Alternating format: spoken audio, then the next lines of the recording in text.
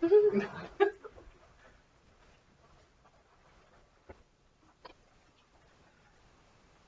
everyone, my name is Ashley and I'm doing a speech on Brett Favre and his addiction to alcohol and opioids. Can you imagine working in one of the most painful professions and being only to take an ibuprofen to relieve the pain? Nothing stronger? That is how Brett Favre spent the majority of his NFL career. Brett defeated the odds and overcame his addiction to alcohol and opioids to become one of the greatest quarterbacks of all time. By looking at Brett's early and college years, you will understand his path to addiction and his journey to recovery. Brett was born and raised in a small town called Kill, Mississippi. His family included his parents, two brothers, and a sister. Both parents were school teachers, and they showed their love, structure, and discipline at home and at school. Brett's dad, Big Herb, was his greatest influence. He was the high school football coach for 29 years and had the privilege of coaching all three sons. He was hard on Brett, but Brett saw this as a good thing. He thought his rules and strictness were what drove him to go even further. He taught Brett to be tough on and off the field. As Big Herb quoted, "Sometimes you get hit hard, sometimes you don't feel like getting up, but you always do." This quote shaped Brett's entire football career, starting with his college years. He was recruited by Southern Mississippi University as their seventh-string quarterback. As the seventh string, he doubted he would play much, but he still continued to work hard, but he also indulged in partying with his teammates almost every night.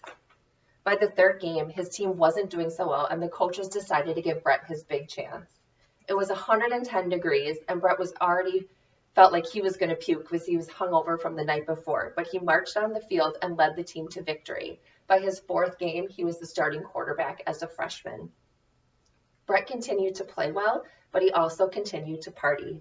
In his junior year, he suffered his first major injury off the field. After a long day of drinking and fishing with all his buddies, he decided to drive home and wrapped his car around a tree. His injuries were awful, and he even had to have 30 inches of his intestines removed.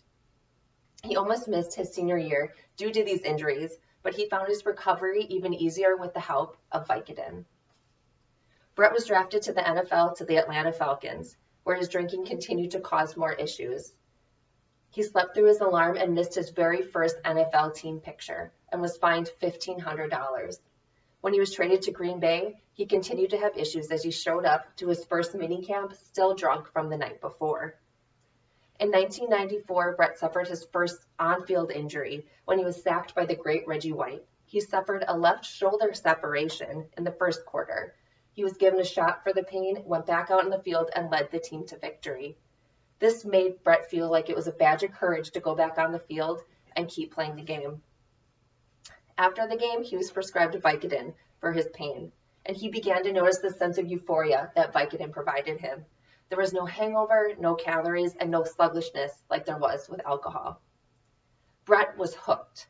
He knew who, what, where, and when to get more pills. He would beg and lie to his family, friends, teammates, and coaches. The pills were no longer for the pain, they were for the buzz. He soon began his daily routine. Every night at 9 p.m., he would sit down with 15 Vicodin. He would sit and swallow every single one. Even when his stomach would get upset and reject the pills and he would throw them up, he was so desperate he would take the pills, rinse them off, and swallow them again. Brett began to suffer from debilitating side effects. He wasn't sleeping, he had no appetite. Despite drinking gallons of water a day, he was severely dehydrated and suffered from chronic constipation. He would drink magnesium citrate daily, or what he called gasoline, just so you would have a bowel movement. Brett wasn't the only one to notice these side effects. His longtime girlfriend, Deanna, started to notice his mood swings and began to find empty pill bottles around the apartment. His coaches began to wonder why Brett was falling asleep during the team meetings. As they questioned him, he distanced himself further and further from everybody, but soon began to realize that his addiction was out of control. In February 1995, after 2 years of taking Vicodin almost daily, he decided to flush his last 15 pills down the toilet.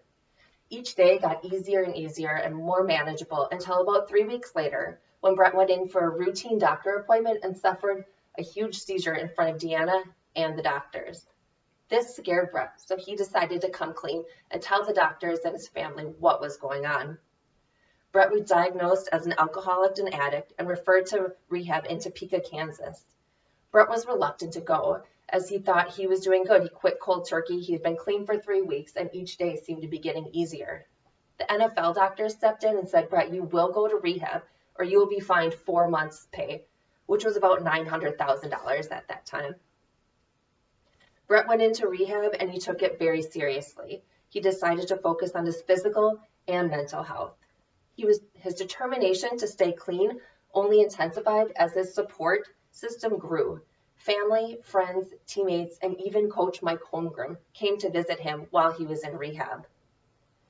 Brett returned to Green Bay after 7 weeks, just in time for the 1996 season.